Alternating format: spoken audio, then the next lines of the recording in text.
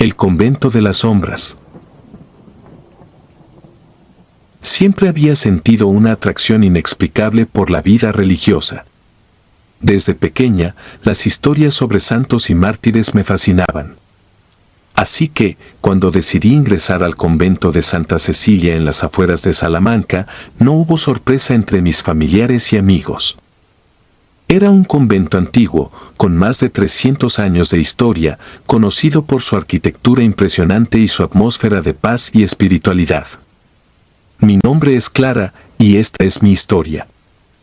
Al principio, la vida en el convento era todo lo que había soñado. Las oraciones diarias, el trabajo en el jardín y la tranquilidad de los días pasaban con una serenidad que me llenaba el alma. Sin embargo, esa paz se vio interrumpida unas semanas después de mi llegada. Comencé a escuchar susurros en latín durante mis oraciones nocturnas. Al principio, pensé que eran producto de mi imaginación o simplemente el eco de las voces de las otras monjas, pero pronto me di cuenta de que provenían de un lugar específico, la cripta olvidada debajo del convento. La curiosidad me consumía. Sabía que las criptas eran lugares sagrados, pero esta parecía tener un aura diferente, algo oscuro y misterioso. Una noche, armada con una vela y mi rosario, decidí investigar. Encontré la entrada a la cripta detrás de un antiguo altar en la capilla. Una puerta de madera pesada, cubierta de polvo y telarañas, bloqueaba el acceso. Con esfuerzo, logré abrirla y me enfrenté a una escalera de piedra que descendía hacia la oscuridad. El aire era frío y húmedo mientras bajaba. Los susurros se intensificaron, envolviéndome en un coro de voces incomprensibles. Al llegar al fondo, me encontré en una sala amplia, iluminada solo por la luz vacilante de mi vela. Las paredes estaban cubiertas de inscripciones en latín y símbolos que no reconocía. En el centro de la sala, había un antiguo altar de piedra, manchado con lo que parecía ser sangre seca. A medida que exploraba la cripta, encontré antiguos manuscritos y libros encuadernados en cuero. Al examinarlos, me di cuenta de que eran grimorios, libros de magia oscura. Mi corazón latía con fuerza al leer sobre rituales y pactos realizados por las monjas siglos atrás. Según los escritos, las monjas de Santa Cecilia habían hecho un pacto con una entidad oscura para obtener poder y protección en tiempos de guerra y pestilencia. A cambio, ofrecieron sus almas y las de futuras novicias como sacrificio. La revelación me dejó helada. Los susurros eran los lamentos de las monjas sacrificadas, almas atrapadas en el limbo, buscando venganza y liberación. Sentí una mezcla de horror y compasión por esas pobres almas. Sabía que tenía que hacer algo, ¿pero qué? No podía simplemente ignorar lo que había descubierto. Decidí que debía hablar con la Madre Superiora, pero algo me detuvo. Un miedo profundo a ser expulsada del convento o, peor aún, a desatar la ira de la entidad oscura. Pasé días atormentada, escuchando los susurros cada vez más intensos y claros. Sentía que las monjas sacrificadas me estaban pidiendo ayuda, y no podía ignorar sus lamentos. Una noche, mientras rezaba en mi celda, los susurros se convirtieron en gritos. Vi sombras moviéndose en las paredes, figuras espectrales de monjas con rostros deformados por el dolor. Sentí una presencia fría detrás de mí, y al girarme, vi a una monja que me miraba con ojos llenos de desesperación. Su boca se movía, pero no emitía sonido alguno. Sin embargo, pude entender su mensaje: libéranos. Sabía que debía volver a la cripta. Esta vez, llevaba conmigo agua bendita y un crucifijo. Mi corazón latía con fuerza mientras descendía nuevamente por la escalera de piedra. Al llegar a la sala, las voces eran ensordecedoras y las sombras danzaban frenéticamente a mi alrededor. Me arrodillé frente al altar y comencé a recitar oraciones de liberación, rociando agua bendita sobre las inscripciones y los grimorios. El aire se volvió aún más frío, y sentí una presión invisible que intentaba detenerme. Las sombras se arremolinaban a mi alrededor y los gritos de las almas se intensificaron. Pero no me detuve. Continué rezando, invocando la protección divina y pidiendo la liberación de las almas atrapadas. De repente, un grito desgarrador resonó en la cripta y una fuerza invisible me arrojó contra la pared. Sentí un dolor agudo en mi espalda, pero no podía rendirme. Me levanté y, con el crucifijo en alto, ordené a la entidad oscura que liberara a las almas de las monjas sacrificadas. La sala se llenó de una luz brillante y cálida, y las sombras comenzaron a desvanecerse. Las voces se apagaron lentamente, y una paz inexplicable llenó la cripta. Sentí una presencia amable a mi alrededor, como si las monjas sacrificadas estuvieran agradeciéndome. Me arrodillé y recé una última oración, pidiendo que sus almas encontraran descanso eterno. Salí de la cripta agotada, pero con una sensación de alivio. Sabía que había hecho lo correcto. Sin embargo, al día siguiente, la Madre Superiora me llamó a su despacho. Su expresión era severa y en su mano sostenía uno de los grimorios que había encontrado en la cripta. Al parecer, alguien me había visto entrar y salir de la cripta y había informado a la Madre Superiora.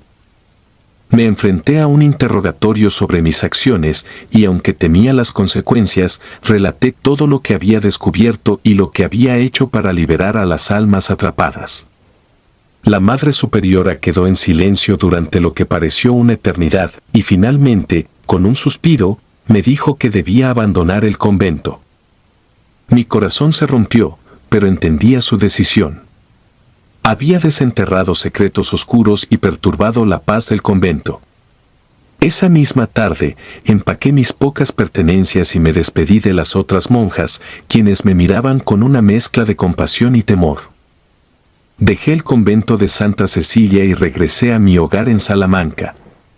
Las noches siguientes fueron inquietas, plagadas de pesadillas sobre la cripta y las almas atrapadas. Sin embargo, con el tiempo, encontré una nueva paz en mi vida. Decidí dedicarme a ayudar a otros, a llevar la luz a lugares oscuros y a enfrentar el mal donde quiera que lo encontrara. Nunca olvidaré las voces y los susurros de las monjas sacrificadas. Su dolor y sufrimiento me acompañarán siempre, pero también su agradecimiento y la sensación de haber hecho lo correcto. El convento de Santa Cecilia sigue en pie y espero que algún día se libere completamente de la oscuridad que lo ha plagado durante siglos. Ahora, cuando escucho susurros en la noche, sé que no son simples ecos. Son llamados de ayuda, recordatorios de que el mal existe, pero también de que la fe y la valentía pueden triunfar. Mi nombre es Clara y esta es mi historia. Una historia de horror, sacrificio y la eterna lucha contra las sombras del pasado. Los secretos del convento de San Juan. El olor a tinta y papel viejo siempre me había resultado reconfortante. Mi nombre es Laura Díaz y soy periodista de investigación. Mi carrera ha estado llena de historias complejas y a menudo peligrosas, pero ninguna se compara con la que estoy a punto de relatar. Todo comenzó una fría mañana de noviembre cuando recibí un sobre sin remitente en la redacción del periódico. Dentro, había una carta escrita a mano y varios recortes de periódicos antiguos. La carta, firmada por un tal M.S., hablaba de la desaparición de varias monjas en el convento de San Juan, ubicado en un remoto pueblo de la Sierra de Guadarrama. Los recortes detallaban los informes de desapariciones que se remontaban a más de 50 años, siempre en el mismo convento. Intrigada por el misterio y sintiendo el impulso de descubrir la verdad, decidí emprender el viaje.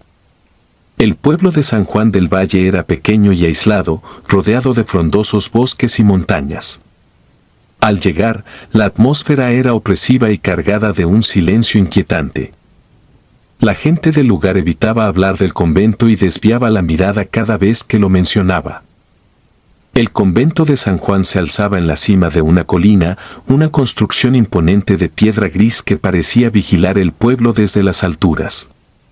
Conseguí una entrevista con la abadesa, Madre Inés, una mujer de aspecto severo y ojos fríos que parecían escrutar mi alma.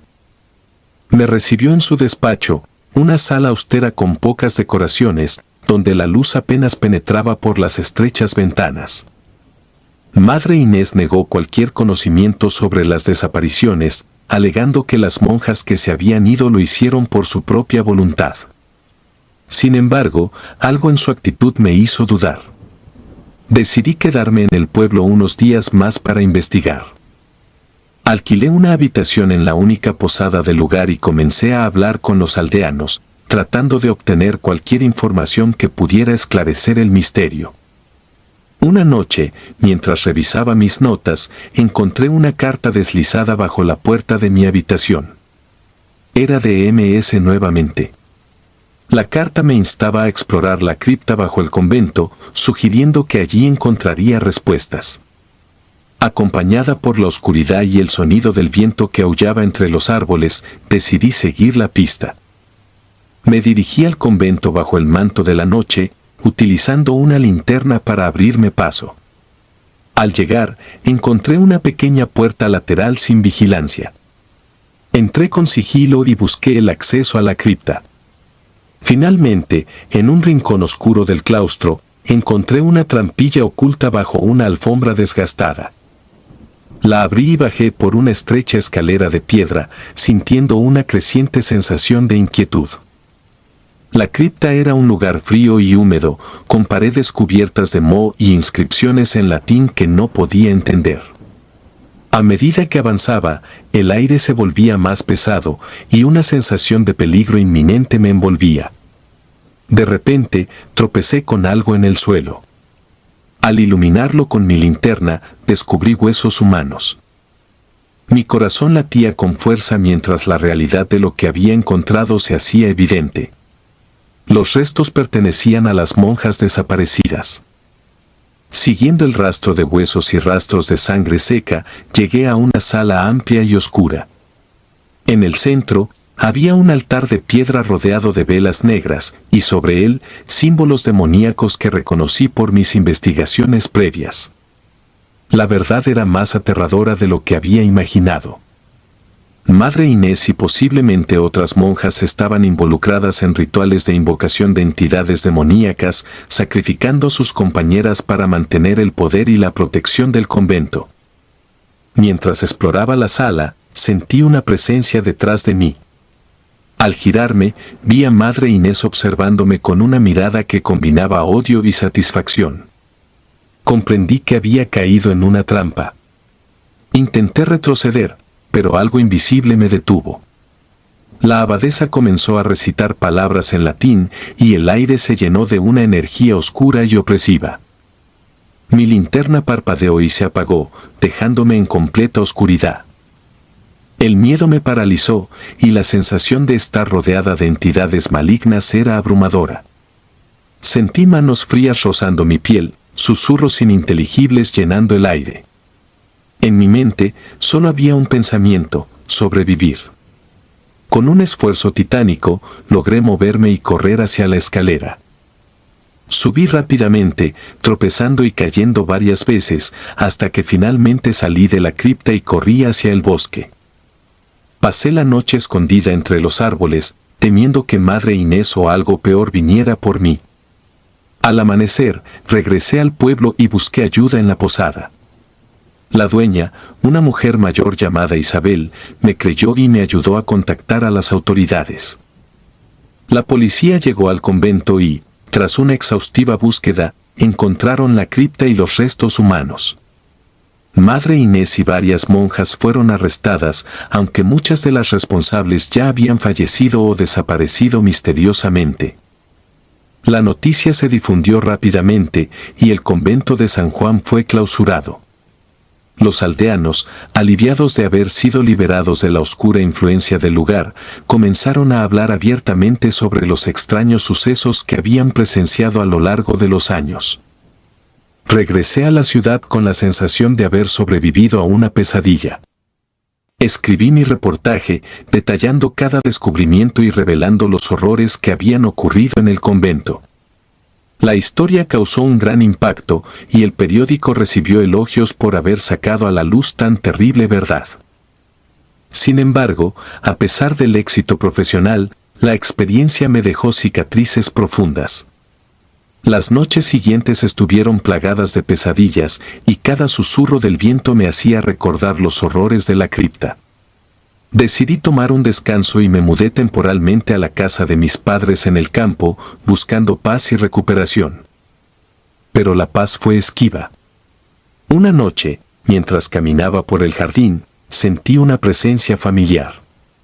Me giré y vi una sombra moviéndose entre los árboles. El miedo me invadió, pero también una determinación renovada. No podía dejar que el pasado me controlara. Decidí enfrentar mis miedos y buscar respuestas sobre MS. Con la ayuda de contactos y recursos del periódico, descubrí que MS era un antiguo sacerdote, el padre Miguel Sánchez, que había investigado el convento de San Juan antes de desaparecer misteriosamente.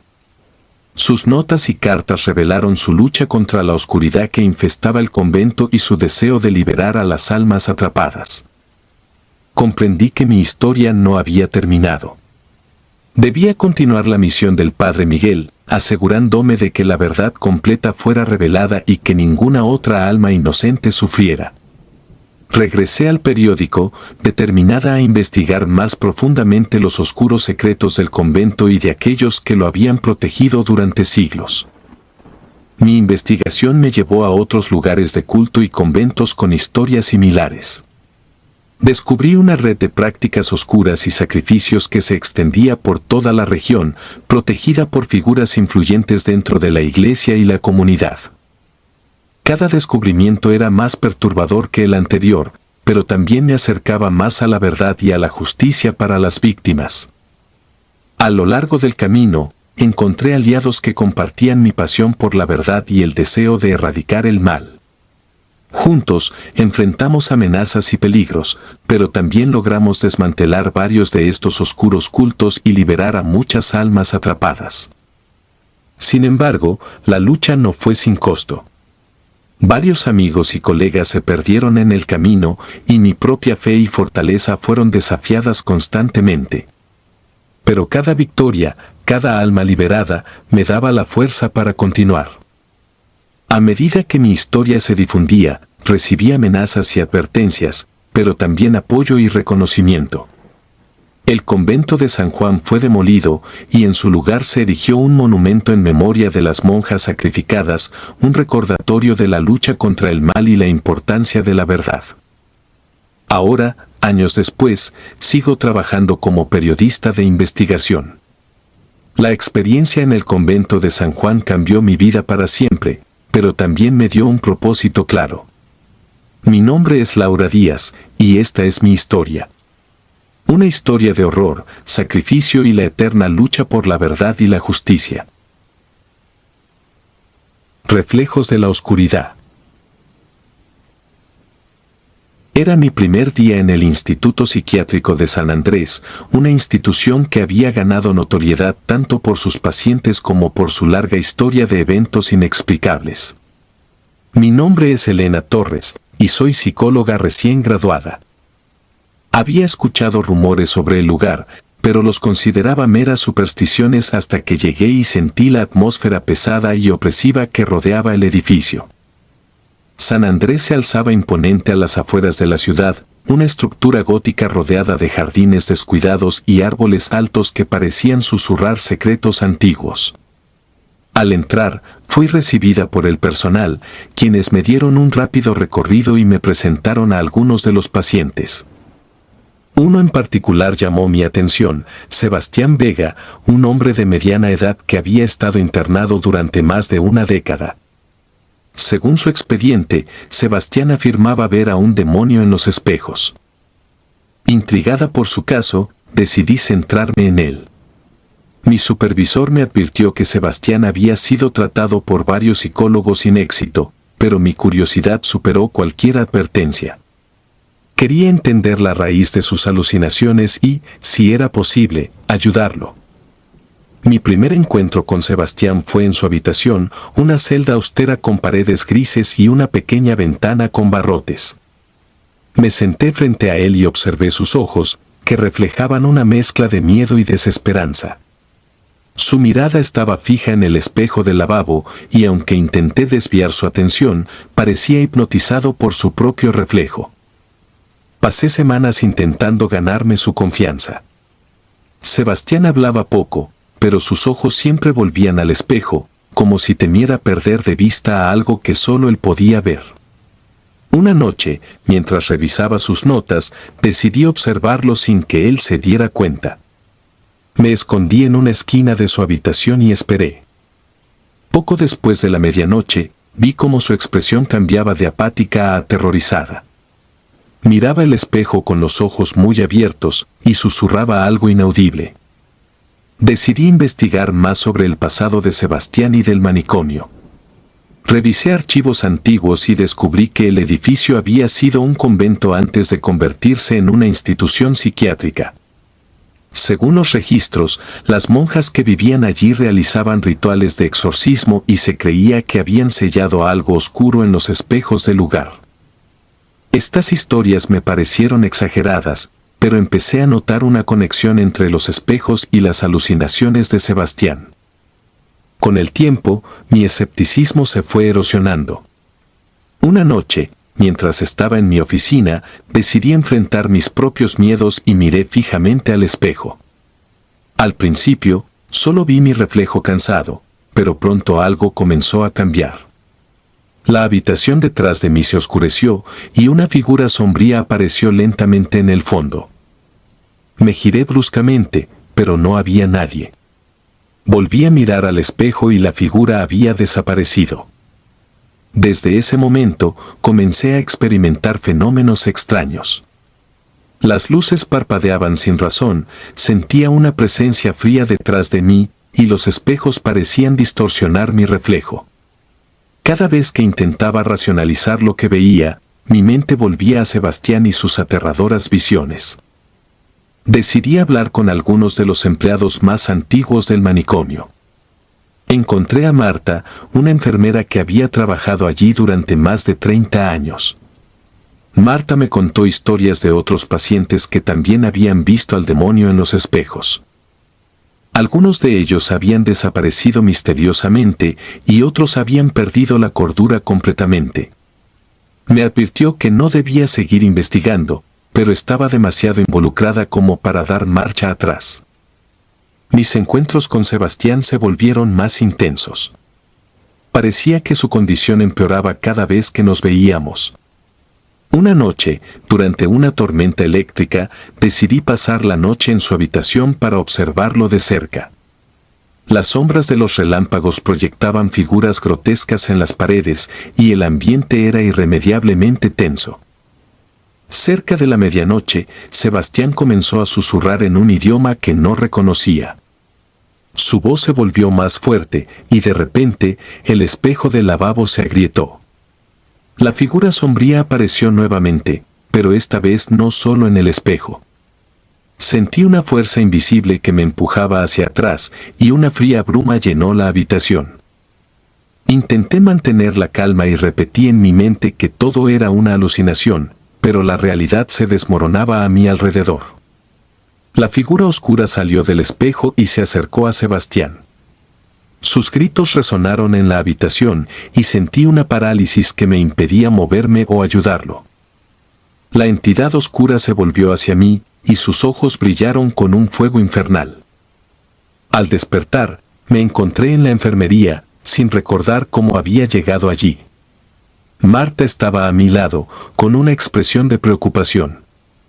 Me dijo que me habían encontrado inconsciente en el suelo de la habitación de Sebastián, quien ahora estaba en un estado catatónico. No pude explicar lo que había visto, pero supe que debía hacer algo para detener la maldición de los espejos. Con la ayuda de Marta, revisé más archivos antiguos y encontré un diario de una de las monjas del antiguo convento.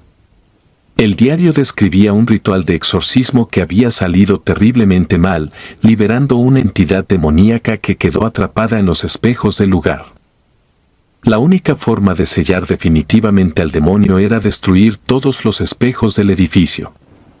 Desesperada por poner fin a los horrores que había desatado, convencí al director del manicomio para que autorizara la destrucción de los espejos. A pesar de sus reticencias, accedió tras ver mi determinación y el estado crítico de Sebastián. La noche en que comenzamos la tarea, el ambiente se tornó aún más oscuro y opresivo. Marta y yo recorrimos cada habitación, destruyendo cada espejo que encontrábamos. Los pacientes observaban con expresiones de miedo y curiosidad. Cuando llegamos a la habitación de Sebastián, el espejo ya estaba hecho añicos, pero la presencia oscura aún se sentía. Decidí enfrentar la entidad una última vez. Me quedé sola en la habitación, con la esperanza de atraer al demonio hacia mí y darle fin. Al mirar los fragmentos rotos del espejo, vi mi propio reflejo distorsionado y la figura sombría detrás de mí. Sentí su aliento frío en mi nuca y, con todas mis fuerzas, pronuncié las palabras del ritual de exorcismo que había encontrado en el diario. La habitación se llenó de un viento huracanado, y los fragmentos del espejo comenzaron a levitar a mi alrededor.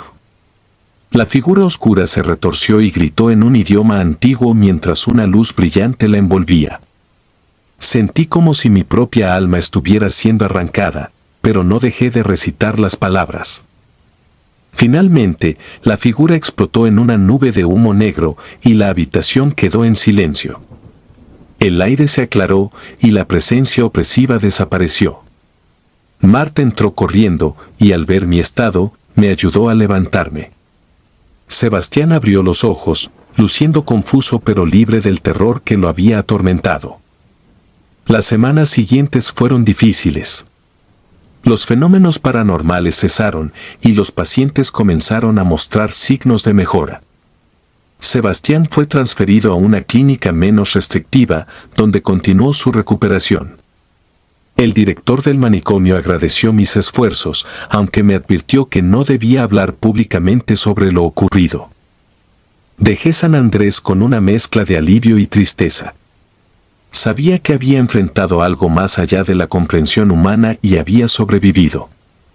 Sin embargo, las cicatrices de esa experiencia quedaron grabadas en mi mente y en mi alma.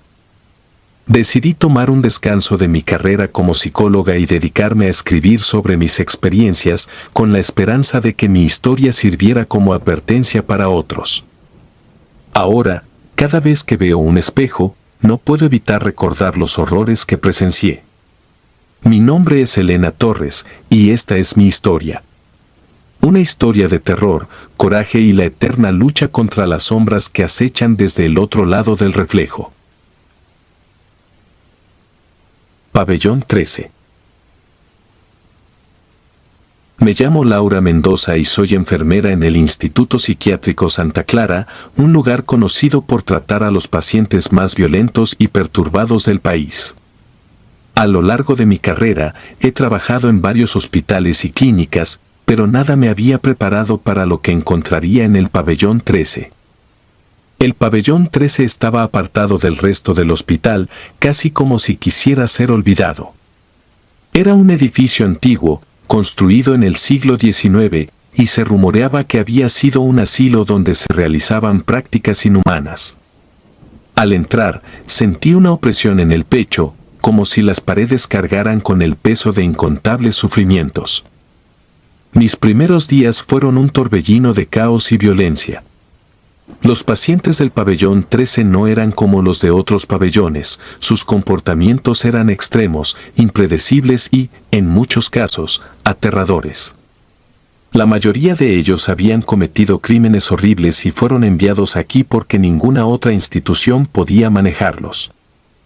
Una de mis primeras tareas fue familiarizarme con los expedientes de los pacientes. Uno en particular llamó mi atención, Andrés Guzmán. Había sido internado después de asesinar a su familia en un frenesí inexplicable. Desde su llegada, había atacado a varios miembros del personal y otros pacientes, ganándose una reputación de ser extremadamente peligroso. Decidí acercarme a Andrés con cautela, observándolo desde la distancia. Siempre estaba en la esquina de su celda, murmurando para sí mismo y rascándose la piel hasta sangrar. Algo en su mirada me perturbaba profundamente, era como si estuviera viendo algo que los demás no podíamos percibir. Con el tiempo, comencé a notar un patrón inquietante. Cada vez que alguien se acercaba demasiado a Andrés, experimentaba fenómenos extraños, luces que parpadeaban, puertas que se cerraban de golpe y susurros inaudibles que parecían venir de las paredes. Al principio, intenté racionalizarlo como mera coincidencia, pero las experiencias se volvieron demasiado frecuentes y específicas para ser ignoradas. Una noche, mientras realizaba mi ronda nocturna, escuché un grito desgarrador proveniente de la celda de Andrés. Corrí hacia allí y lo encontré de pie en medio de la habitación, con los ojos desorbitados y una expresión de puro terror en su rostro. Los otros pacientes comenzaron a gritar y golpear las paredes, creando un pandemonio. Intenté calmar a Andrés, pero su mirada estaba fija en algo invisible en la esquina de la celda. Sentí una presencia fría detrás de mí y, al girarme, no vi nada. Sin embargo, el aire estaba cargado de una energía oscura que me hizo estremecer.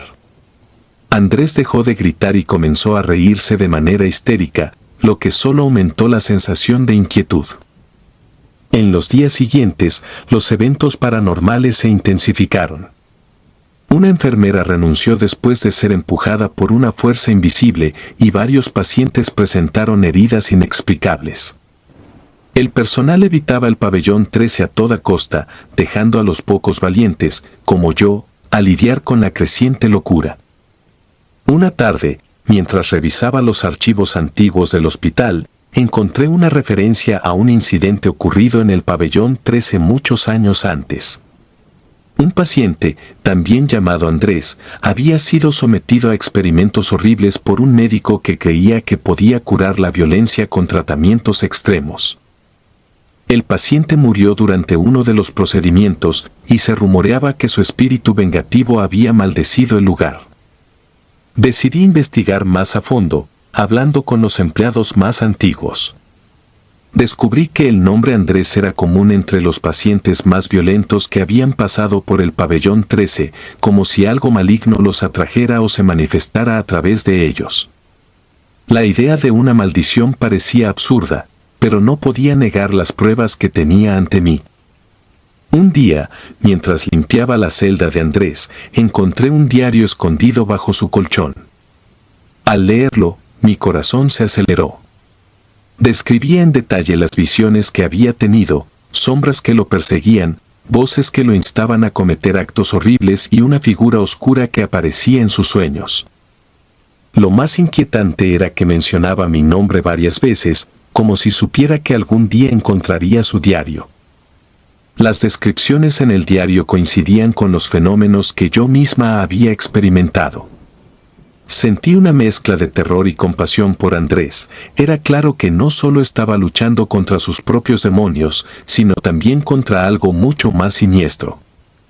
Decidí enfrentar la entidad directamente. Una noche, después de asegurarme de que todos los pacientes estuvieran sedados, me quedé sola en el pabellón 13. La atmósfera se volvió inmediatamente opresiva y las sombras parecían moverse a su propio antojo. Me armé de valor y fui a la celda de Andrés, llevando el diario conmigo. Al entrar, la temperatura bajó drásticamente y sentí una presencia detrás de mí. Me giré lentamente y vi una figura oscura, más alta que cualquier ser humano, con ojos rojos que brillaban en la penumbra. Mi instinto me dijo que corriera, pero me quedé firme. Saqué el diario y comencé a leer en voz alta las palabras de Andrés, esperando que de alguna manera eso ayudara a enfrentar la entidad. La figura avanzó hacia mí y sentí una presión insoportable en mi pecho. Los susurros se hicieron más fuertes, llenando mi mente con pensamientos oscuros y desesperanzadores. Pero seguí leyendo, enfocándome en las palabras de Andrés y su lucha por mantener su humanidad frente a la oscuridad. De repente, la figura se detuvo y comenzó a desvanecerse, como si las palabras del diario la estuvieran debilitando. Sentí un alivio momentáneo, pero sabía que no había terminado. Corrí hacia la oficina del director y exigí que el pabellón 13 fuera cerrado y los pacientes trasladados a otros lugares. Aunque al principio se mostró reticente, mi desesperación y la evidencia de los eventos paranormales lo convencieron. El pabellón 13 fue clausurado y los pacientes fueron reubicados en otros pabellones. Andrés, sin embargo, no sobrevivió. Lo encontraron sin vida en su celda, con una expresión de paz en su rostro, como si finalmente hubiera sido liberado de su tormento. Decidí renunciar al hospital después de eso. La experiencia en el pabellón 13 me dejó con cicatrices profundas y un miedo persistente a lo desconocido. A veces, todavía siento la presencia oscura en mis sueños, recordándome que hay cosas en este mundo que están más allá de nuestra comprensión.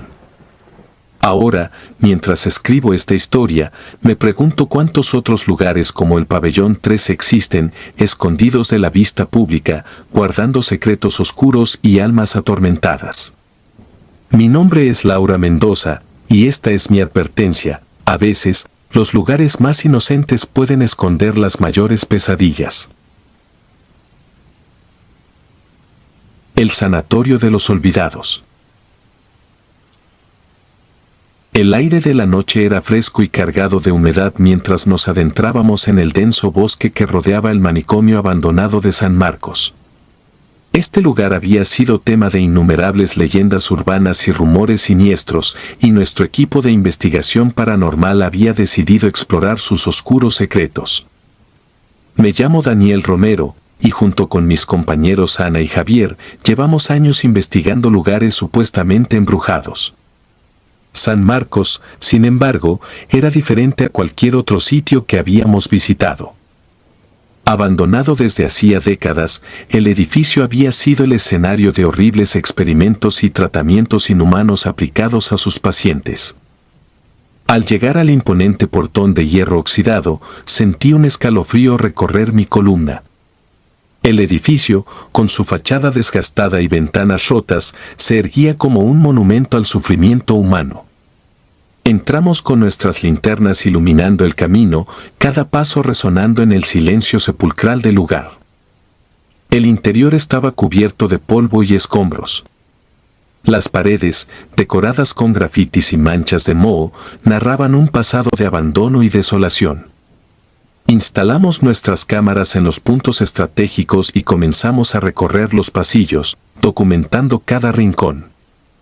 A medida que avanzábamos, una sensación de opresión se hacía más intensa, como si el mismo aire estuviera cargado de recuerdos dolorosos. En uno de los corredores principales, encontramos una sala de tratamientos. Las viejas camillas y los equipos médicos oxidados aún estaban allí, testigos mudos de las atrocidades cometidas. Ana se detuvo frente a una camilla particularmente desgastada y comenzó a tomar fotos. En el reflejo de su lente, pude ver una sombra pasar rápidamente detrás de ella. Mi corazón se aceleró, pero cuando me giré para mirar, no había nada. Javier, siempre el más escéptico del grupo, bromeó sobre nuestros nervios y continuó avanzando. Nos dirigimos al ala este, donde según los archivos antiguos, se encontraba la unidad de aislamiento. Las celdas eran pequeñas y claustrofóbicas, con gruesas puertas de metal y ventanillas diminutas. La atmósfera aquí era aún más densa, y el silencio era casi ensordecedor. Mientras inspeccionábamos una de las celdas, un fuerte golpe resonó desde el fondo del pasillo.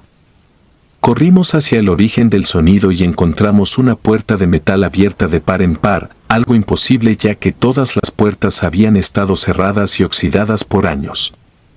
Entramos en la habitación, una antigua sala de electroshock. Los equipos estaban cubiertos de polvo, pero algo en el ambiente sugería que habían sido usados recientemente. De repente, las luces de nuestras linternas comenzaron a parpadear y una sensación de frío extremo nos envolvió.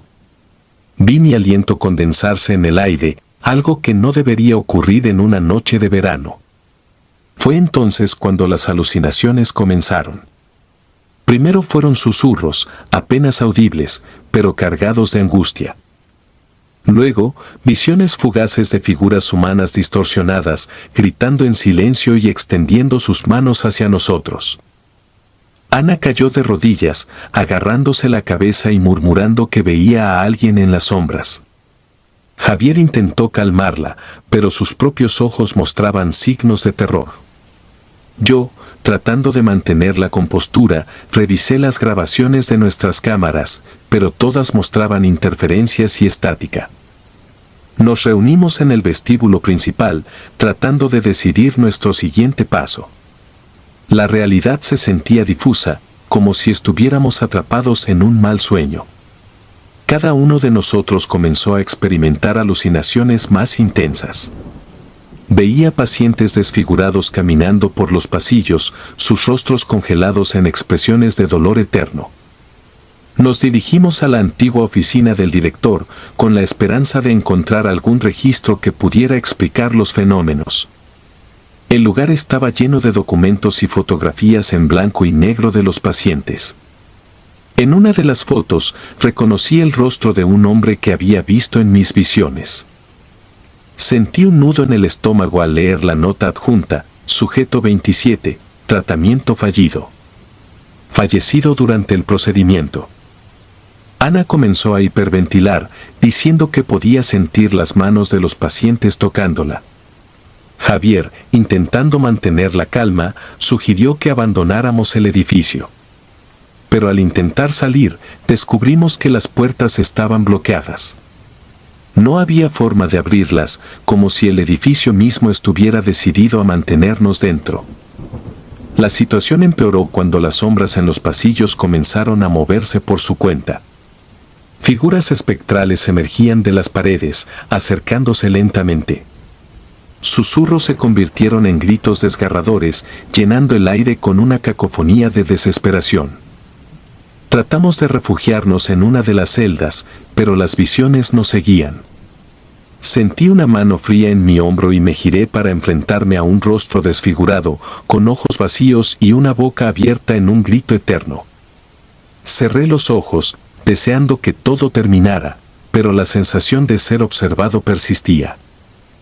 En un momento de lucidez, recordé un pasaje que había leído sobre el hospital, un ritual de purificación realizado por un sacerdote en los años 50 para calmar los espíritus inquietos. No tenía mucho sentido, pero en nuestra desesperación, cualquier cosa valía la pena intentar. Nos dirigimos a la capilla del hospital, un lugar que, aunque en ruinas, aún mantenía un aura de solemnidad. Reunimos algunas velas y recitamos fragmentos de oraciones que recordábamos de nuestras infancias. Las sombras parecieron retroceder ligeramente, como si el simple acto de fe fuera suficiente para repelerlas momentáneamente. La calma duró poco. Las paredes comenzaron a temblar, y una figura espectral apareció en el altar, emanando una energía maligna. Sentí una presión en el pecho, como si la entidad intentara absorber nuestra energía vital. Caí de rodillas, luchando por respirar, mientras Ana y Javier experimentaban lo mismo. Fue entonces cuando comprendí que el edificio no estaba simplemente embrujado, estaba vivo, alimentándose de nuestro miedo y sufrimiento. Desesperado, busqué una salida alternativa y recordé una mención de túneles subterráneos usados para transporte de suministros.